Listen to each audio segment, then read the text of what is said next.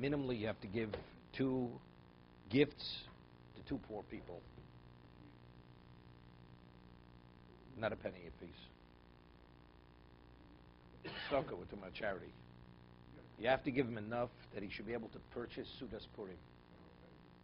You hear what I said? So each one has to receive enough to purchase Sudas Purim. Minimally 2.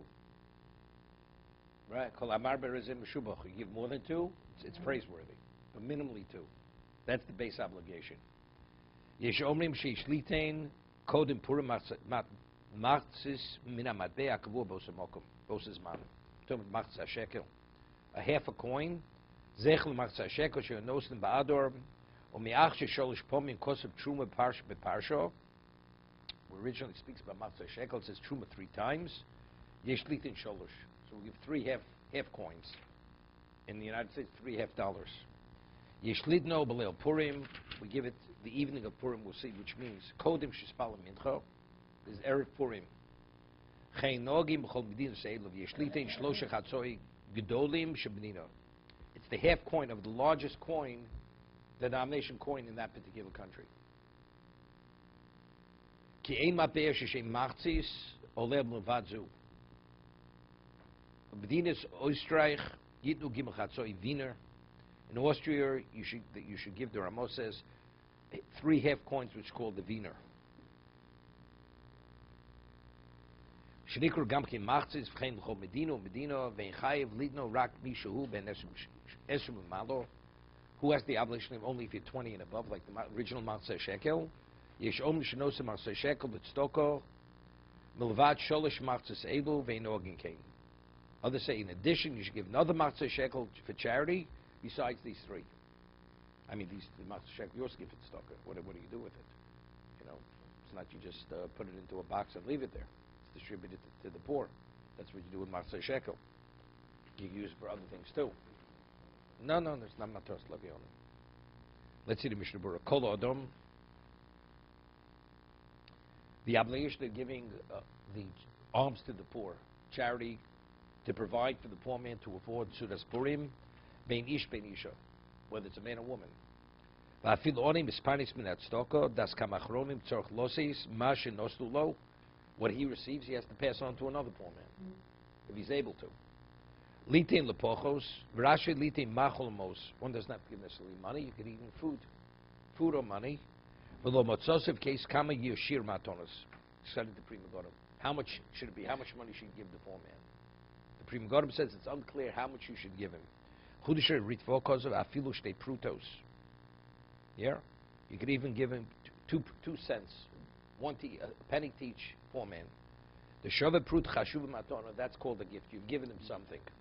So, same according to the ritvo, it's not connected to Sudas Purim, because if you give a penny, you can't buy very much with it. Avalo bepochos im hechlev sudos b'shel chavero. This is based on the Gemara. What about you have 2? There were 2 Amoraim. They were poor. So each one, they exchanged their food, their meals. You take my Suda, I'll take your Suda. And that's how they were Yotzim Atonis Labioni. And Mishlach Manus also, both. What?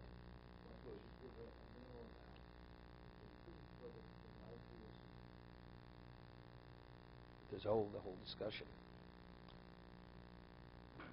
You have to give him, when you invite him to your table, it's all, first this whole question, he's eating your food. He's not eating his own food. He's your guest. He's Yotzei. Okay, but you have to, the original obligation was to give him sufficient amount that he should be able to provide for himself. Yotzi de matoros valkein onim spanis min atzdoko yitin shtei matoros l'shnei avyonim v'yazru heim v'yitnu lo od kosev nirali l'chatchil tzorch litin levi davar roy lehonis menu bepurim. That's what he says. So now he says, the Prima Godim concludes, he says, what appears to him, it's best to give him a sufficient amount of money that he'd be able to benefit from Purim, meaning to purchase Sudas Purim. I mean, what could you do with a penny? What about you give him money and he can't do anything with the money for a month? He's not able to. You give it to him a moment before sundown. You gave it, but you know there's not enough time for him to purchase anything. So therefore, that's you should give him food. You should not give him the money. Give him food, which is for immediate consumption. Machal or mol sheyuchal lotzi bepurim. You have to give him food or money that he could actually spend on Purim. If you can't, you give it to him at the last moment. You can't spend. You're not really. I mean, technically yotzei. Technically speaking, but in the full sense of the halacha, you weren't yotzei. Technically, yes. Shtei matonis medina mach bemis mutav laharbus matonis levyonim. Says it's better to increase the degree of matonis levyonim you give milaharbus besudoso, rather than having a more elaborate banquet feast. Provide more for the poor that they should have. Mishloach manos l'reov, like mishloach manos is like out of control. What people spend, they spend a lot more shalach manos than they spend on matonis levyonim. He says it's better to spend more. You should give more to the poor than spend on your mishloach manos. Shein simcha gdola muforo elasamech levanim. The greatest joy is to bring joy to the hearts of the poor, to the orphans, and to the widows. V'doma l'shchina. Yeah, and as a result of doing that, you're emulating the Shekhinah, Hashem. Shenema lahachios ruach shvom. What does Hashem do? He enlivens the spirit of the downtrodden, ulahachios leiv nitkoim, and to give life to the hearts of the broken. Rambam. So this is the ultimate to provide, to bring joy to the lives that people don't have. V'nei ashte matonot sorlite mishalo, v'lo mishal maser. Right, you can't. A person wants to be yotze with meiser money. Meiser, the 10% that you have to get, that's an obligation. It has to be from your own money. That money's already designated. That's pre-designated to give to tzedakah. You cannot be yotze with something that you have to give in either case. Let's say you would give, matos levyonim yotze with two poor people. You want to give 10 and you want to use meiser. It's fine, because the additional you're giving is not to fulfill your obligation. You already fulfilled your obligation, but you are providing simcha and joy for the people who don't have. So it's no worse than giving charity, which you could use meiser for that.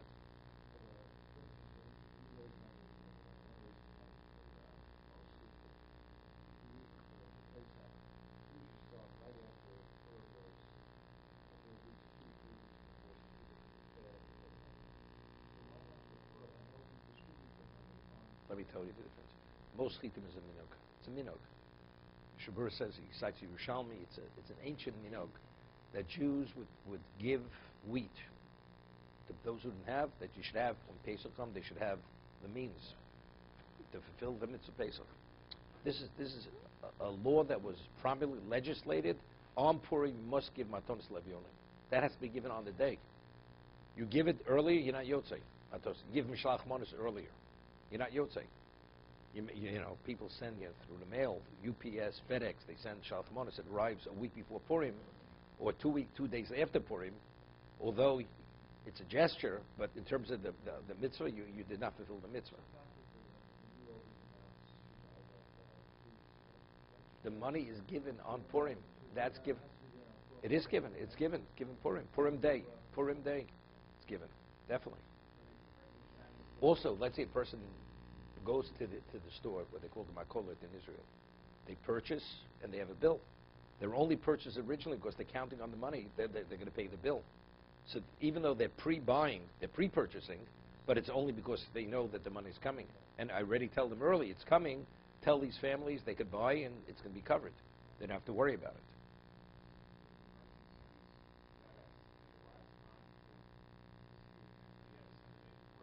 Doesn't make a difference when he receives it. Baal Shalom, it's when you receive it on Purim. Correct. Two questions.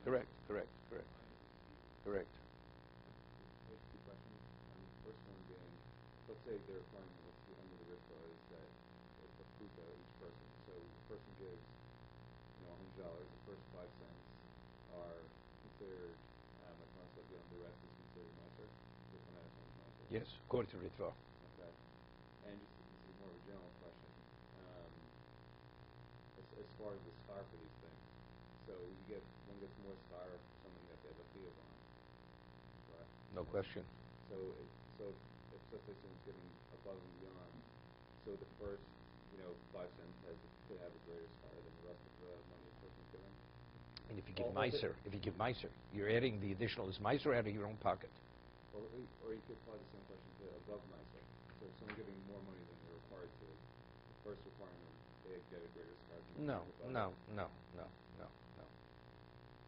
No, it's still you're giving. It's still the mitzvah of tzedakah. That's not Chiyuv versus. Okay, doesn't make a difference. Leil Purim. Now the Ramos says there's a minog that we give matzah shekel Leil Purim. He says Leil Purim means, and the minog is to give it before mincha erev Purim. Leil means after midday. Ubin neseno noagim lidno b'shachris kodem kriyas Megillah. Okay. He cites the Mogen Avram. He says in our communities we give it shachris Purim morning before the reading of Megillah. Give matzah shekel. Ba'achsha, but that's not today. We don't conduct. We conduct ourselves as the Ramah. But achsha noagim liti matzah shekel kodem mincha ub'shachris most Megillah. People that give most Megillah, they would give money for the Balkori. That was part of his livelihood. Like some people, you get an aliyah, people that give an adava at the Sefer Torah. And they give to this, and they for the shul, and they say so much money for the Balkori. I don't know if you ever saw it. They do. On the Lower East Side years ago. Okay? So, but that's what they do. People would say, $3 to the shul, and that's the way they used to say it. And $2 to the Balkori. And that covered his salary, supplemented salary. The Ramos says that who has to give matzah shekel in terms of minog? It's only if you're 20 and above. As originally the matzah shekel. The dasra vajra bartanura. That's the bartanura. This commentary on the Mishnah. That a child from the age of 13 and up, being a bar chiyuva, first now he should give matzah shekel. Shubchalish. Chayv matzah shekel. The rabba because the kol said daf can be rak midino. Aval miniku. Listen to this. So their discussion is that's in terms of obligation, based on the minig. He says aval minig, but the minig is lita afil bad bon of aktanim. We even give on behalf of our children or minors. V'isha muberes bad v'lodo. Woman's pregnant gives even for sometimes for kaporos. The woman's pregnant, she takes a double, either two chickens, or she takes double amount of money for herself and for the unborn child.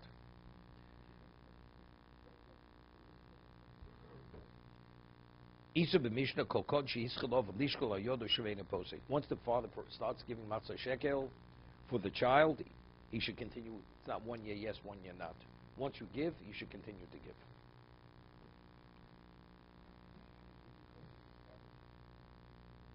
It's matzah shekel, yes.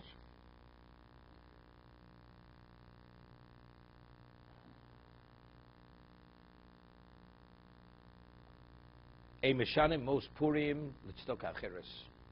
If you raise money to distribute to the poor in Purim, you should not allocate that money to another cause. It should be given to the poor. Hagov davka agaboyim aval ha'ori yochel asa bo ma sheyutzeh. The poor man receives money to purchase Sudas Purim. Now he wants to pay his utility bill with it. It's not a problem. He can. It's only the one who raises the money for a specific purpose. For most Purim, he can't utilize it for some other cause.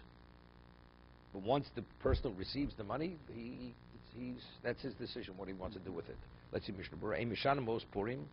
Hanu Moshe gova osan agabe l'chalkom la'aniyim l'sudas Purim ein yochel l'shanosam. That's separate. Let's say he has enough money, he'll have a smaller suda. Loma dayon b'pochos v'amos ibo l'kishel tzedakah. He says, look, we raise this money, the community's in dire need of money, we'll give out less to the poor. The Gabbai Tzedakah can't say that. You just purchase more food for them, for the poor. So initially you purchase the food for the poor. The food that's left over, you sell off, and then that extra, that could go into the regular charity fund. Initially it has to be spent for most Purim. You have left, so the leftover, you're able to put it to the charity fund. The most even if a person didn't even make a verbal commitment to give money to the poor on Purim, he even thought you're committed to that mental commitment.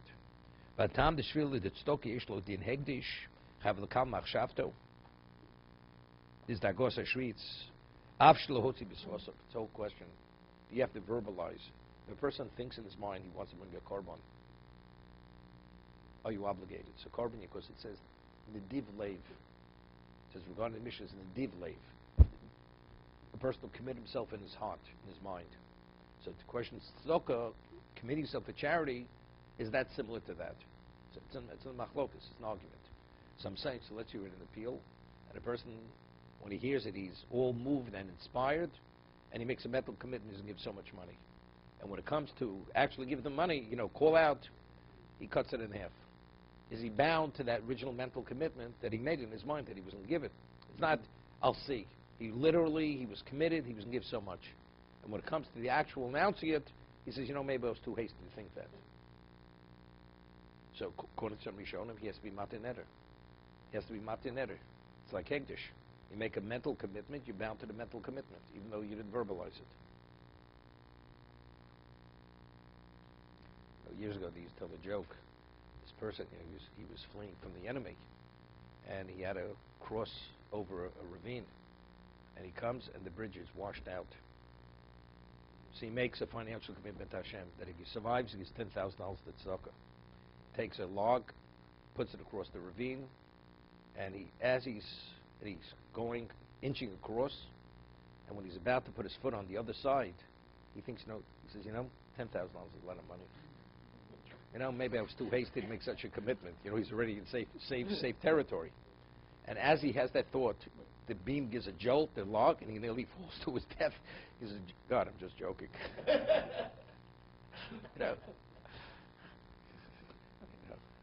The way it is.